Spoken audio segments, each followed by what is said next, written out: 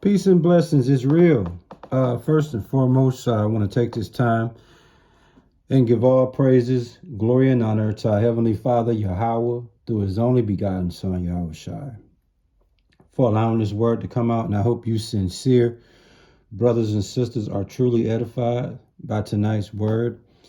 And we're going to name this word, the Lord ordained they that which preach the gospel should live of the gospel. Let me say it again. Tonight's word is going to be called the Lord, who we know as Yahushua, okay, ordained that they which preach the gospel should live off the gospel. That's right, man. And tonight's word, we're going to speak about the Lord ordering those who preach the gospel should be supported by the beneficiaries of the gospel, okay? And this is an important lesson I want to speak on because you have people that collect tithes. You have people that accept offerings and most, collect tithes. And it's always been like, a controversial thing when it comes to collecting tithes and getting money, using the Bible as a way to get money. Okay. In this word, we're not going to speak about tithing. We're not going to really be speaking about tithes and offerings. No, what we're going to be speaking about tonight is supporting the ministers, the pastors, those that preach the word. And the way you support them is you're not putting money in their hand per se, but you're making sure their necessities is met. Okay, big difference. And so a lot of you guys that go to churches, you might, mistake tithing and offering.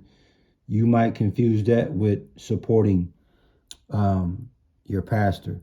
There's a way you can support your pastor without feeling as though you have to give him money.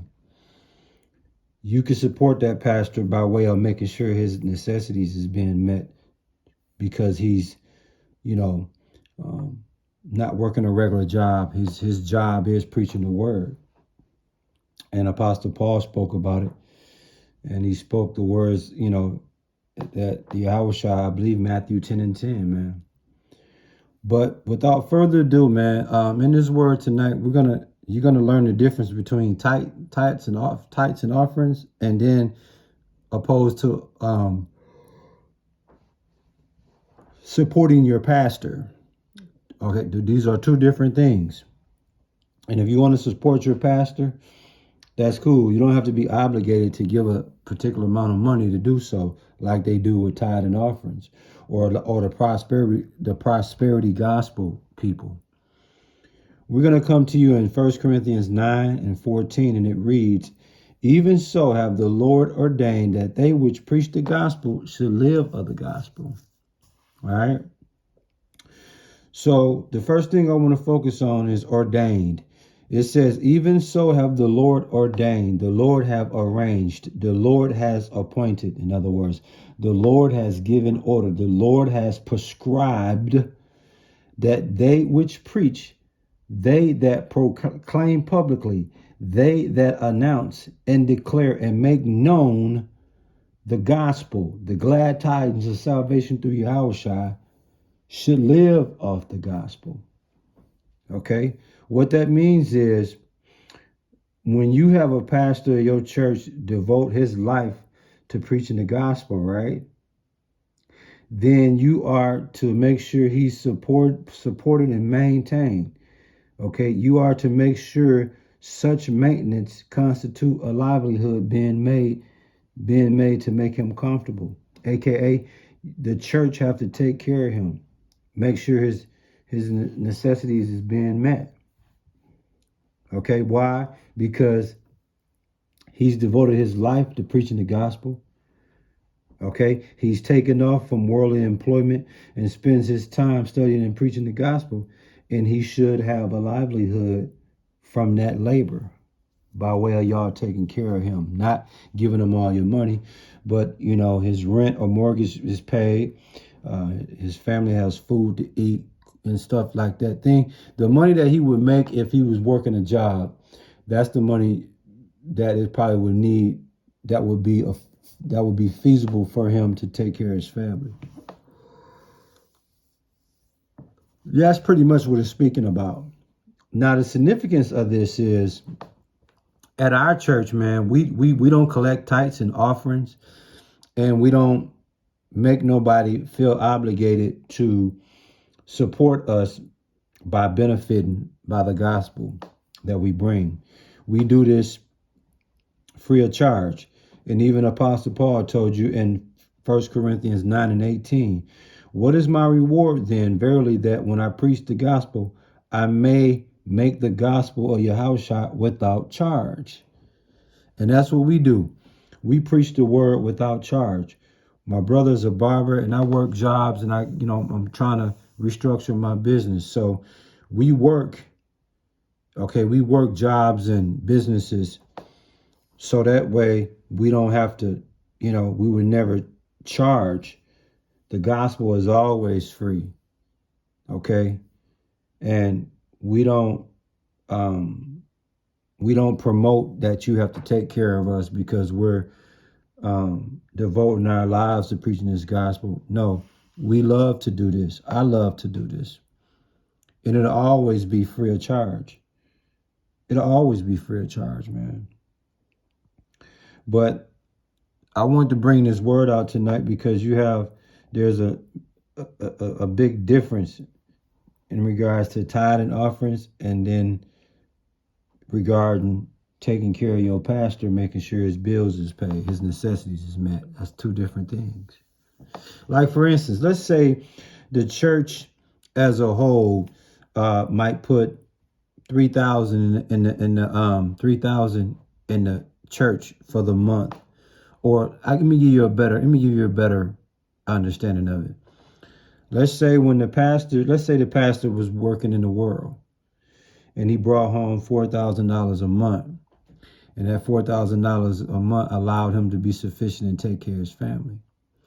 Well, if he leaves that job and go to a church and he's preaching the gospel and you're benefiting from it as a church, then he should be able to, you should be able to maintain his lifestyle of 4,000.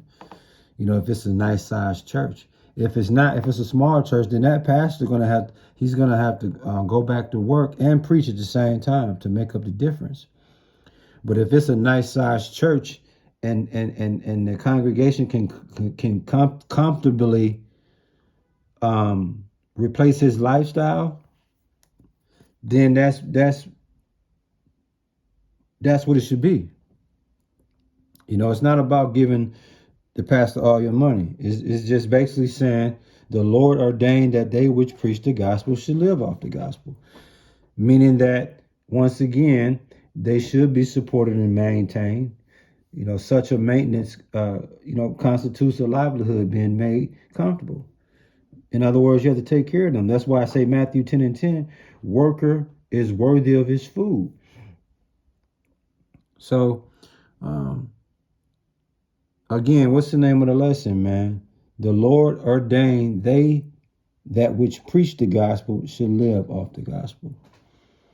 And a lot of people abuse that. A lot of people preaching all type of madness. They don't really care what they preaching to the congregation. As long as the money coming in, they preaching whatever.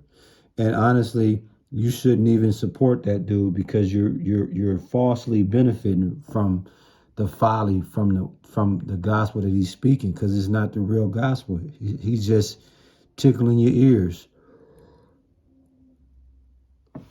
telling you what you want to hear, opposed to what you really need to know. That's why I always open the word and I say, I hope that you sincere brothers and sisters are truly edified, because that's what it's all about. The edification of your church, man, the building up of your church, the building up of the faith of your followers. We would never ask the followers of our church to make sure that our lifestyles is maintained by you guys supporting us. That's not how we do it. We're gonna preach this gospel for free at all times. And at the same time, we do devote our time. We do spend a lot of time studying and to prepare this word. You guys don't understand when you watch these videos. Yeah, you're watching it and hopefully you're getting edified, but you don't know the time and effort and the hours of studying that comes with this to be able to bring you this word every day. It takes work, but when you're passionate for this thing, you're going to always be compelled to bring this word out free of charge. It's the best way, man. Free of charge.